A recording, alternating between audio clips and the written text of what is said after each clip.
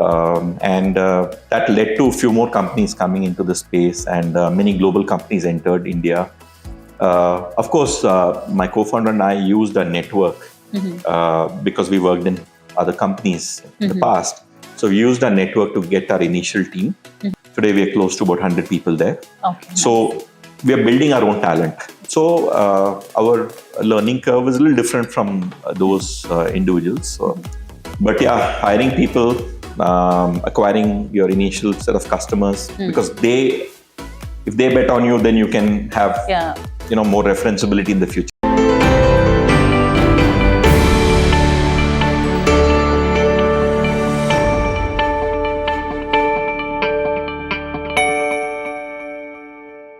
Hello and welcome to a brand new episode of GIBS IRE Talks podcast powered by GIBS Business School, where innovation meets inspiration. And I'm your host, Dr. Pallavi Vyas. Our guest today is the co-founder of an HR specialist company, Xpheno, Mr. Anil Ethanur, who has over 2 decades of experience in the HR service industry. And right now he's driving the growth and leadership of Xpheno, which is a HR specialist recruitment firm which deals in specialist hiring across IT, engineering, and various other domains. So let us hear it from Mr. Anil Ethanur and understand his mantra to success in the HR specialist service industry. Hello, Mr. Anil. It's an absolute pleasure to have you here with us to share your insightful journey on leadership, on people management, and what we call the workforce for today. Sure. So thank you for having me. Yeah, thank you so much. So while we proceed with the podcast for today, my first question to you would be about your company. So what is it that inspired you to co-found Xpheno? And how have you progressed ever since from 2017? Where do you see yourself now, and how has the journey been? Yeah, I think first of all, what inspired us was the sheer size and scale and growth of the talent solutions industry, if I can call it. Today the industry is about $18 billion. And somewhere we read a report that it's going to be a $60 billion industry. Yeah. Okay? And we were already in that space. And we were working, both my co-founder and I, Kamal, we were already in the space for the last, before starting, almost close to 17, 18 years. So we had worked in the space. By experience, we knew, the potential it had. And by the research reports and other, growth that we saw, we clearly thought that there would be a big opportunity for even new players. They were very established, both Indian and global companies. Yet we thought there is a growing market, and the market at that time was growing 20% year on year, and even today it grows about 12 to 15%. So the sheer growth potential made us consider this for our own entrepreneurial venture. All right. So it was clear. If our GDP grew at 7%, clearly there's a 2.5 to 2% growth in the staffing industry. So that's the rough math that we thought of. Okay. So basically that kind of a vision you already had, that this is a growing industry and we would have... Yeah, the data was there for us to see, and that could not be ignored. And therefore we thought we will start a specialist staffing company. All right. Yeah. Okay. Makes sense. Yeah. So when you talk about the company and the vision that you have about it, on what basis, or rather, how do you believe that, specialist staffing is going to be the future in a very generalist dominated market of today? So what is your thought around that? Well, there is space for both. I'm not saying one is better than the other, but we chose a path because when we entered, in 2017, we still thought that the specialist staffing or talent market had a lot more potential than the general staffing market. Okay. That was our assessment. And we found fewer players who branded themselves as specialist staffing. All right. And we thought that space could be wider for us with lesser competition. Not that there is no competition. There's always, players. Some were offering both, but we thought that if we took this up as a niche, and globally, we found, companies similar to what we wanted to be, already in the, let's say, $8 to $10 billion, market yeah. revenue size they were already. Globally, the staffing market is about 600 billion. Okay, and in that there were at least 8 to 10 specialist staffing players globally operating, Right. and their revenues were in the 8 to 10 billion dollar market themselves. So we thought that in India we could build a few more, and we thought we may have a bit of an early mover advantage. Though I mean there were other players, we thought as a specialist brand we could establish ourselves. So that was the idea. All right. Yeah. So, given your experience over the last couple of decades, as in 2 decades or so, Yeah. how have you seen the talent transform over these years, as in the way things were earlier, and how talent has been transforming? Yeah. So when I joined this staffing and recruiting industry, it's still not an industry then, the year 2000. Staffing or flexi staffing, contract staffing was typically not heard of, or it was quite new. In fact, it was not a very nice word to be used to be a contractor. Yeah. Okay, a temp Yes. was not seen in a positive In a very way, positive light. way. Yeah. But yet, the way things were panning out, my earlier company's founder thought that there's a huge opportunity in this space, and I would consider him as the pioneer of the specialist staffing space, or even the staffing space. Mostly people were being hired as full-time employees, but there were small pockets in which they needed contractors, temps, flexi staff. These are the terms used. That led to a few more companies coming into the space, and many global companies entered India, establishing the fact that there will be a huge opportunity in this. So one, from a candidate standpoint, it's always not the first choice to be a contractor. But as things go along, people also know they don't have permanent jobs. Right? Correct. Absolutely. Companies are firing people when they are going through difficult periods of times.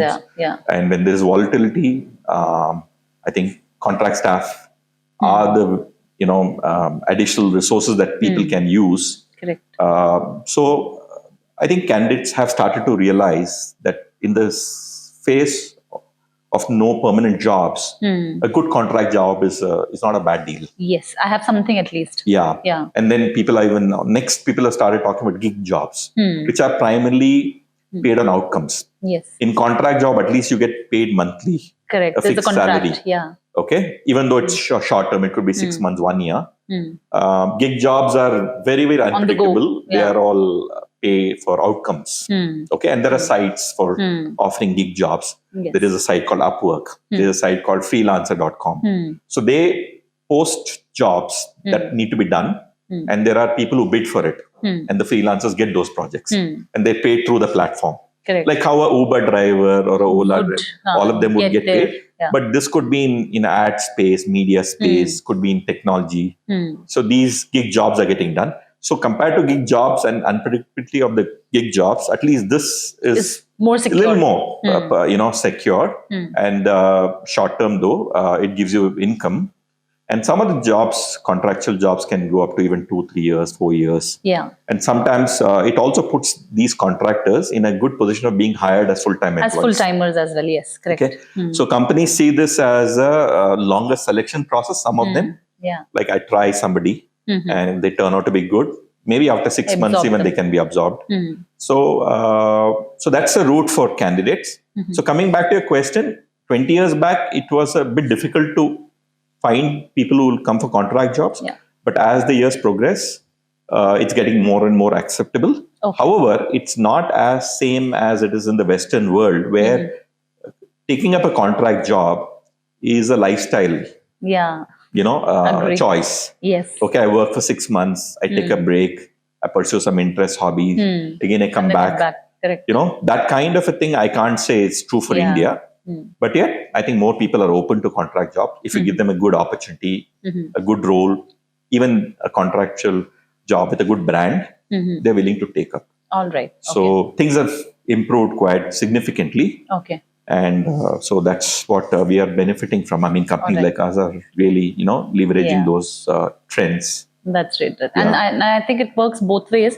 that even for the candidates, it becomes easier and convenient when you have companies like yours to connect with and then get those opportunities elsewhere. So I think it works both ways. So for example, there are a couple of like opportunities where companies only go to certain engineering colleges to, let's say a tech company goes to only premium engineering colleges to hire talent. Okay, now if I am not from those premier colleges, I'm from a second or third tier college, but I still want to get a shot at working with some of these big brands. A contracting could be a good route. Yes, agree. Okay, so I join as a contractor. Sometimes I may get tired, or at least I use the experience of working with this big brand for my future career. So I can springboard to better careers using these opportunities. So it's a win-win for all the people involved. Okay, for the client enterprise, it's a win-win because they get access to short-term talent. Cheaper for the candidate, as well. Maybe slightly. Think today there's not much difference. Okay. The wages are not different, but the benefits could be different. For a full-time employee, the benefits could be bigger and better. But compensation-wise, there's not too much of a difference. Okay. So for the candidate, getting to work with a good brand good project is a big draw. For them. So I mean that works well for everybody. Yes, agree. So like you just shared about how it works and how the industry is like. When I talk about your experience at your organization and how you've been driving it, so what has been your secret to building high-performing teams, as in high-performing recruitment teams rather? So for ourselves? For you, like what is your secret? How do you build your own team wherein you have good recruiters and they're able to get the best of talent? So there are 2-3 things. One, it was very painstaking, to do that. It's never easy. While we, recruit for our clients, and that's our bread and butter thing, to recruit for ourselves, which is considered as not an interesting industry, not a very sought after industry. It's very, very difficult in the first place. Of course, my co-founder and I used a network because we worked in other companies in the past. So we used our network to get our initial team. And first we hired our leaders, right? So we went the approach of hiring leaders first, and for the leaders then building their teams. So we didn't have to hire every single person, but we hired the leaders. Most important, let's say 15 to 20 people. Okay. That was the effort that Kamal and I put. And then after that, slowly, they started to build their own team members. Okay. So this is one thing that we did.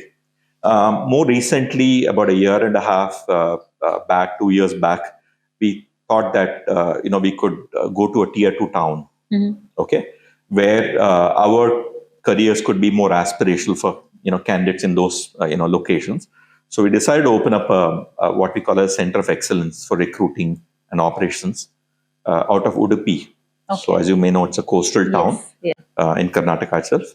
So we went to Udupi. We started to hire people there because the career opportunities for people who are passing out in that location is not that many. Too many. They have to come to a metro.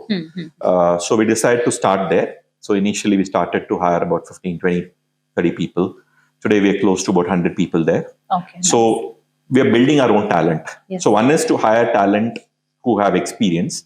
Second one is to build your own talent. You can't keep complaining that there's dearth of talent. You have to find other means. So again, it's a painstaking effort. You have to build talent. You have to train them. We send a lot of our senior folks to Udupi. I spend several months there, setting things up. And we have a very strong leader there. All right. So we found a local leader. We're fortunate to find a local leader who was based there. Okay. With their help, with his anchorage, and the training methodologies that we had, we've been able to bring it up to 100. Our plan and scope there is that we will easily be about 250 people only in Udupi. Oh, wow. Okay, so we've taken real estate for that much. Okay, so we've signed on real estate for additional space. So it's going to be that big for us. And hopefully, maybe, from there on we will see. Also, we are hearing about AI and other kind of automation, which should help us, sort of leverage the technology that is there. So it's not only people-driven strategy. We have to use tech as well. That can't be ignored. So all of this is a combination that we would, adopt. to power our company in the future. Yeah. Wonderful, wonderful. So while you talk about all these experiences of yours, what do you think has been your biggest challenge as well as learning in your throughout your entrepreneurial journey? Well, nothing very different from what other entrepreneurs would go through. Same thing. Hiring people for ourselves, firstly, acquiring customers. These are the two broad. Building a brand. Okay, only if you have a brand, customers would probably lean towards you, gravitate towards you, will sign you up. So those are the typical challenges, raising money, right? These are the typical challenges that entrepreneurs have to deal with.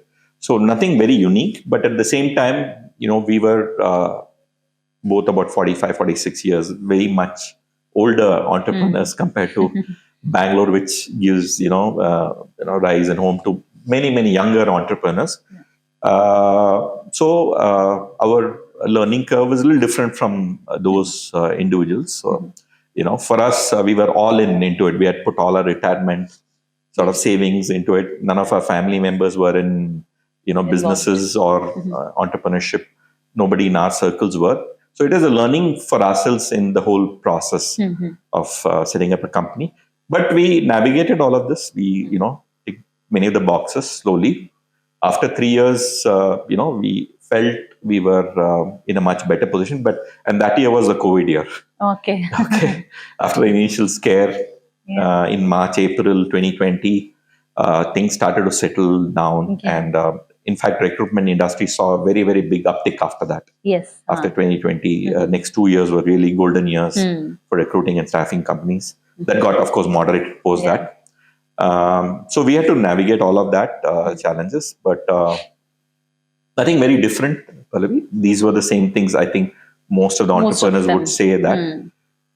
But yeah, hiring people, acquiring your initial set of customers, because if they bet on you, then you can have more referenceability in the future. Probably they decide how you grow, how well or how fast you grow as well. Yeah, and third one is, of course, building a brand.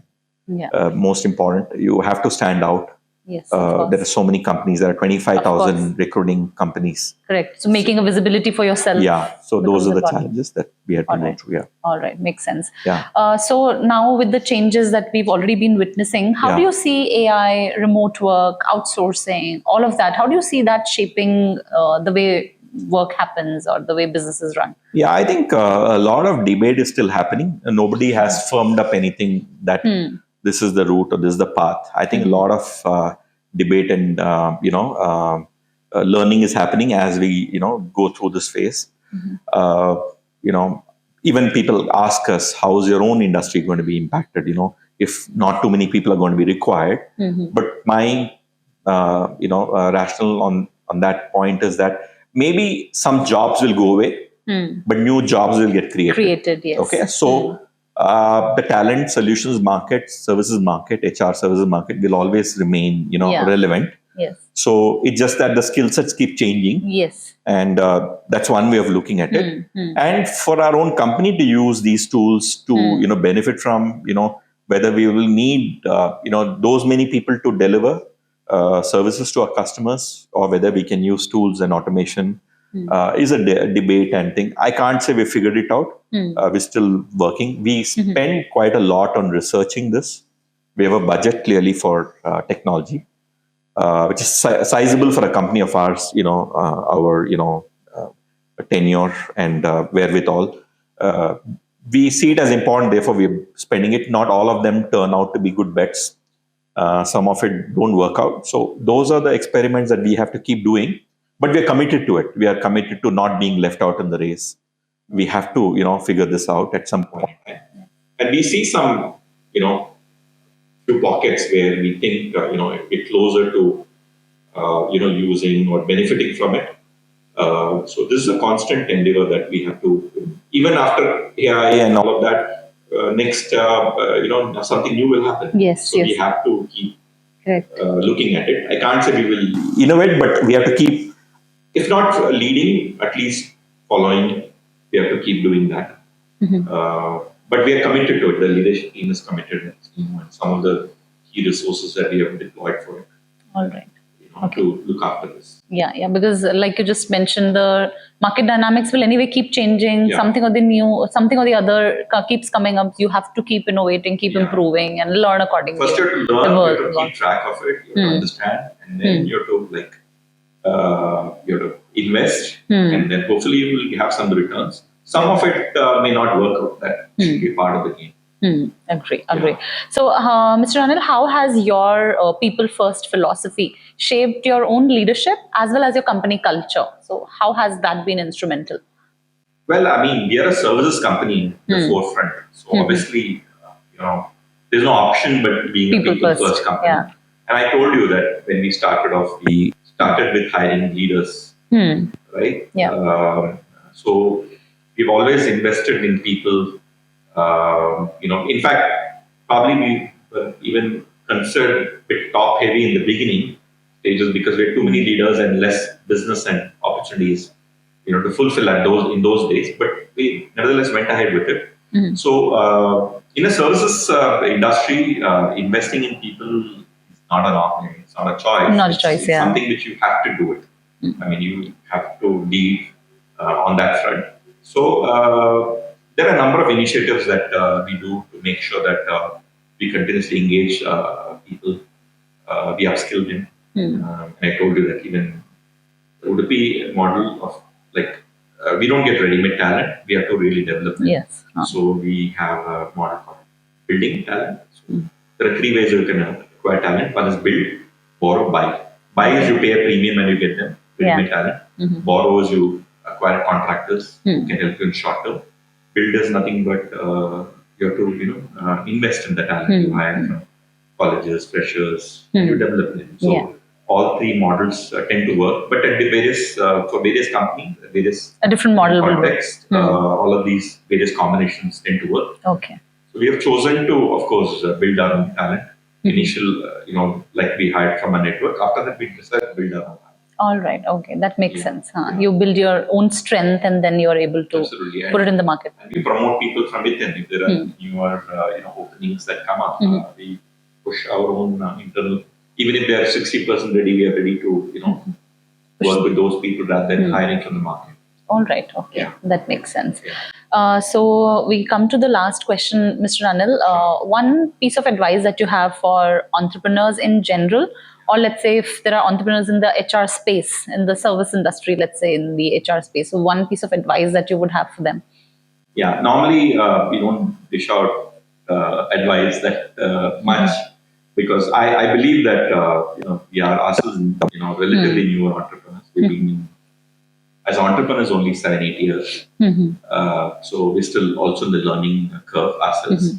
But broadly speaking, I mentioned the HR services space is quite a high potential industry. So there is still opportunities in a number of different spaces. So we have to be a $60 billion industry. We see a few $1 billion companies in our space in India.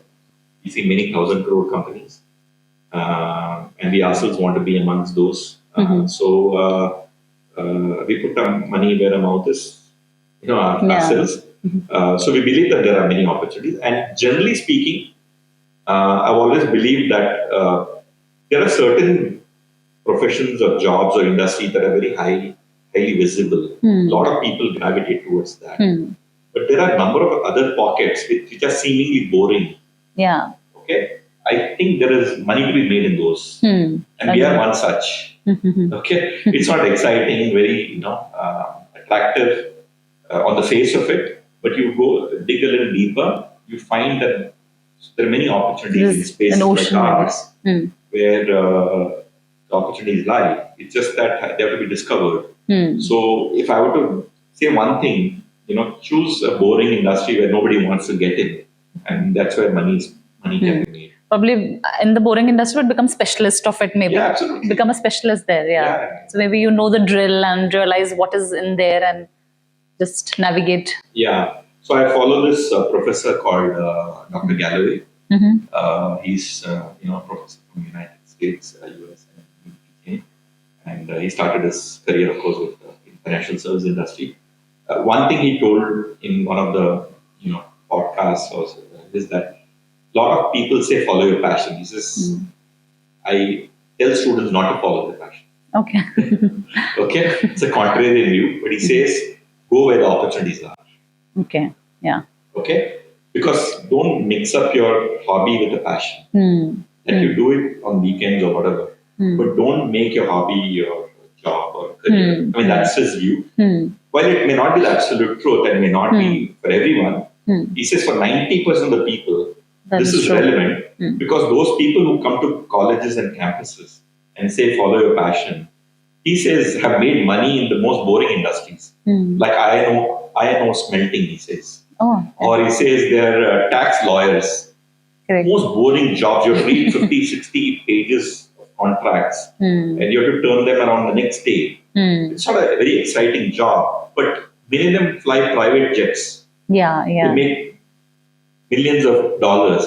He says when you're at that kind of a thing, it becomes your passion. Yes. Okay? So if you're starting your career or you want to be looking at certain industries, go after the spaces which not looking attractive. Go there. Yes. And it can become a passion later. Yeah. So I subscribe to that. All right. And it was true for our own industry. And I've spent in the staffing industry around it's my 26th year. Oh, wow. Okay. So I've benefited from it. So I can relate to what Professor Galloway says. Do a job in the most boring industry. And probably make it exciting for yourself. Yeah, absolutely. Yeah, makes sense. So thank you so much, Mr. Anil Ethanur, for being with us on the GIBS IRE Talks podcast and for sharing with us such an inspiring, insightful journey of your entrepreneurship in a space which you call boring, but then I think you've made it really relevant for yourself. So thank you so much. And I'm sure our learners had a lot of learning today through the session. Thank you so much. I enjoyed my conversation. Yeah, thank you so much. Follow us at GIBS IRE Talks podcast at GIBS Business School to get to know about more inspiring stories of success, leadership, and entrepreneurship. This is your host, Dr. Pallavi Vyas, signing off from GIBS IRE Talks podcast. And we'll meet you very soon with another episode of the podcast. Thank you so much.